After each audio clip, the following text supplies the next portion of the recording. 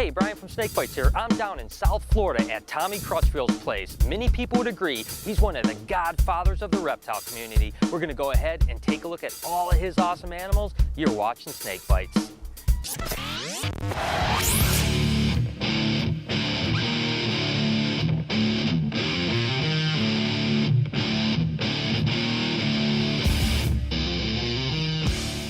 One of the amazing things about South Florida collections are the outdoor pens. It's such an advantage to have, and I'm sitting with an amazing animal. This guy's named Roscoe. He's actually a rhino iguana. They're endemic to the island of Hispaniola, and it's estimated there's about 5,000 animals left. But fortunately, guys like Tom are breeding these readily in captivity, making these animals really just amazing to have into the herpetoculture. And as you can see, as soon as I walked in, Roscoe just kind of stood up because he wants to be petted. As soon as you start petting him, he just closes his eyes and actually enjoys it. What an amazing creature this is. What was the first venomous snake that Brian ever handled? A, baboon viper, B, inland taipan, or C, monocle cobra? Go ahead and comment down below with your guess and check back later in the show for the answer. You know, Tom, first I just wanted to thank you for having us down here, showing you this place. It's truly amazing. And obviously I wanted to ask you a little bit about just, you know, your adventure in reptiles over the last, what, 50 plus years?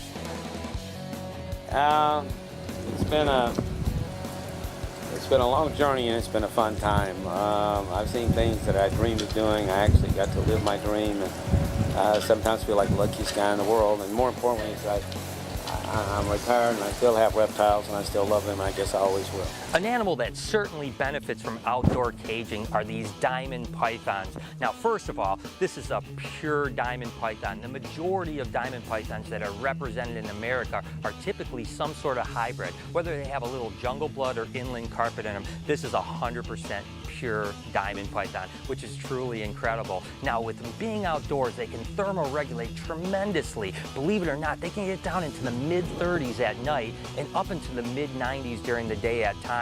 And during the winter, they'll actually darken up so they can suck up the sun a lot more. And that thermoregulation is what causes the successful breeding. Now, this is really a treat. You guys know that I love the big pythons. This is one of the rarest of those animals. This is a Sri Lankan python. And just look at the color of that animal. These guys will only get about 10 or 12 foot, and you really don't see them around hardly at all. They're endemic to Sri Lanka, and they used to actually be a subspecies of Indian python, but now they're their own python. And it's a little bit of a flighty animal, but just look at the color on its head, and what an amazing animal. Unfortunately, you very rarely ever see these animals available. It's really a shame that now in most parts of the country, you can't even work with them anymore. It's just a shame that an animal like this will eventually probably be out of the hobby because no one's really breeding them anymore. But again, what an amazing experience to be able to hold something like this.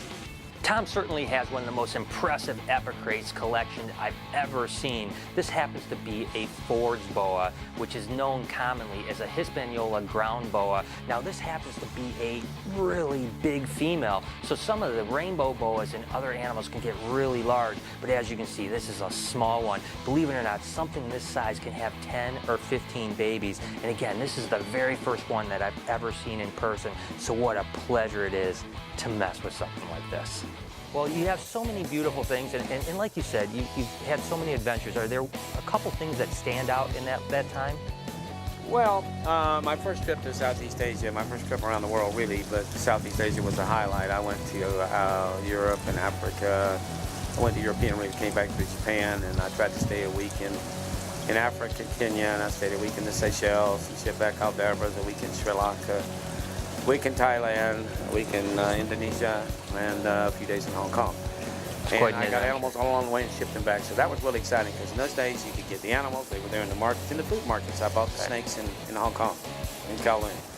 And so it was my first trip around the world, so I'll always remember that. As with most amazing animals, there's typically an amazing story behind them.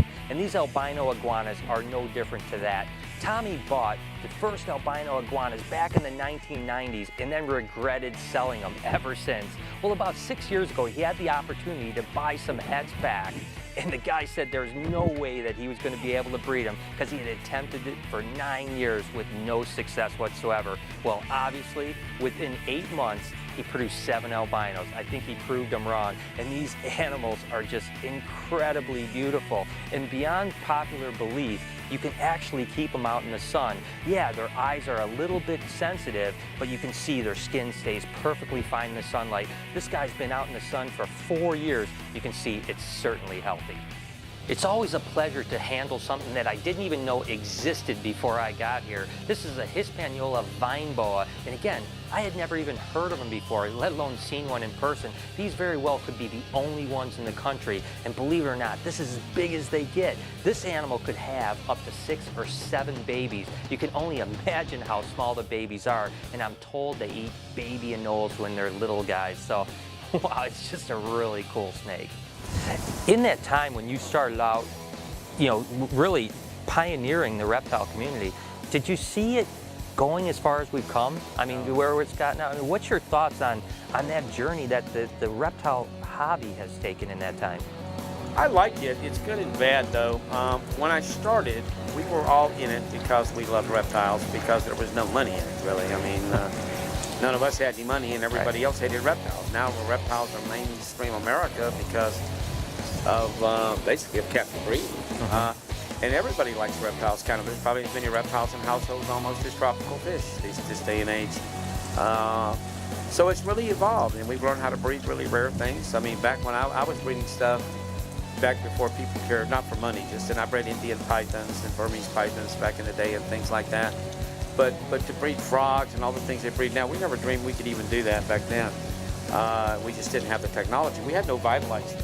Right. Or anything like that. So we just had to provide really good heat for the animals, because really and truly the vitamin D synthesis is really more important than heat than the vitalites, to be honest with you. Well, I'm sure in those early days, especially when you produced a clutch of, say, Indian pythons, you really probably didn't have any idea what to do with the eggs, right? No, we traded them. Well, we hatched them, but what we did, we were trading with each other. We didn't have money, not any of us, but some of us had animals, others didn't, and we would trade. I think sometimes we get used to talking about Brazilian rainbows and Colombian rainbows when we're talking about evercrates, and we forget how many beautiful animals there are of that genus that we hardly ever see. Well, this Jamaican boa happens to be one of those animals.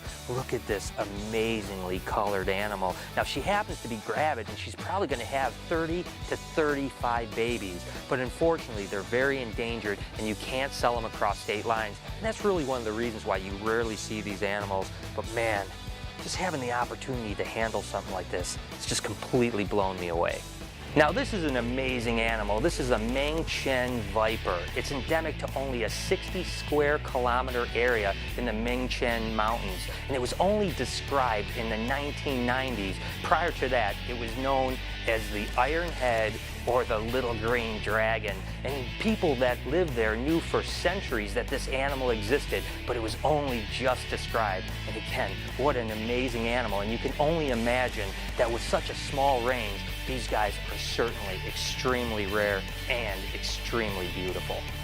What I have here is a prehensile-tailed skink from the Solomon Islands, Carusha zebrata.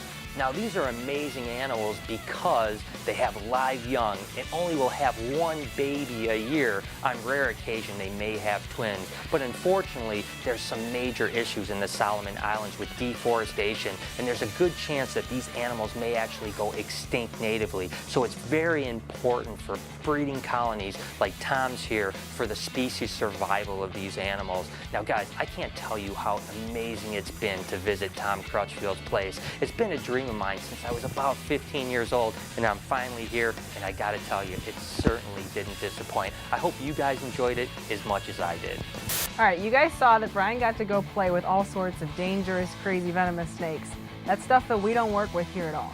I want to know, if you could describe venomous keepers in one word, what would it be? Crazy? Adventurous? Brave? Foolish? Leave a comment below and let us know. So there it is. I hope you guys enjoyed the show. What an amazing time I had down at Tom's, but it's always good to be back home. If you guys want to follow any of my animal adventures, make sure to hit me up over on Facebook and Twitter at SnakeBytesTV. Till next week, you've been watching Snake Bites.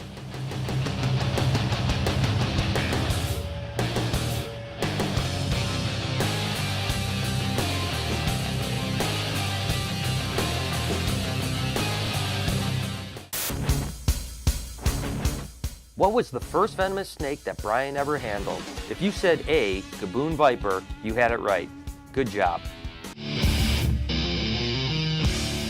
But these little creatures with legs are a little bit interesting, but they really breed the same way as colubrids or most of our other boas and pythons. You just have to get the male and the female at the right time. This happens to be a male, and you can kind of see that because it has what they call femoral pores.